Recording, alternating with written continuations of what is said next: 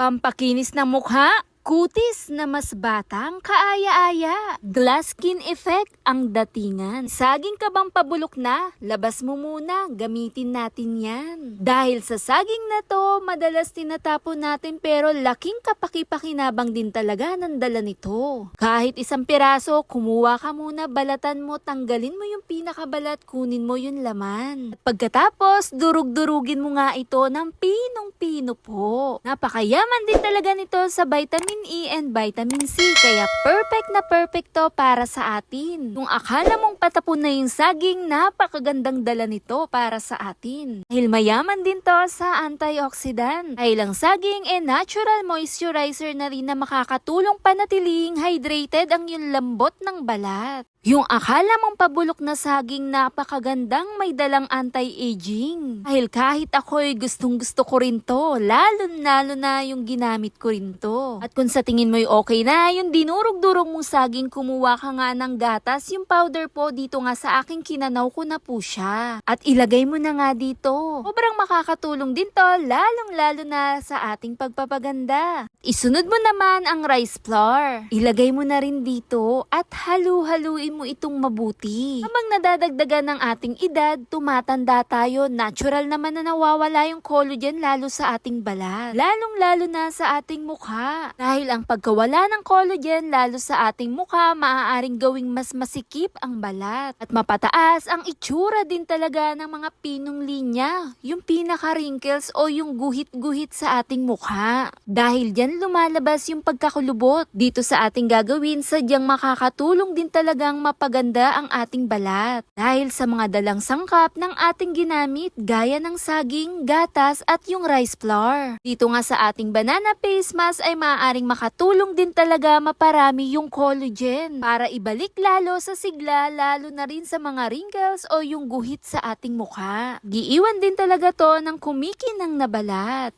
Pwedeng-pwede mo gamitin araw-araw. Maprotektahan din talaga ang ating mukha, lalong-lalo na sa expose natin sa labas sa init ng araw. Dahil meron dala tong antioxidant at vitamin A at vitamin C.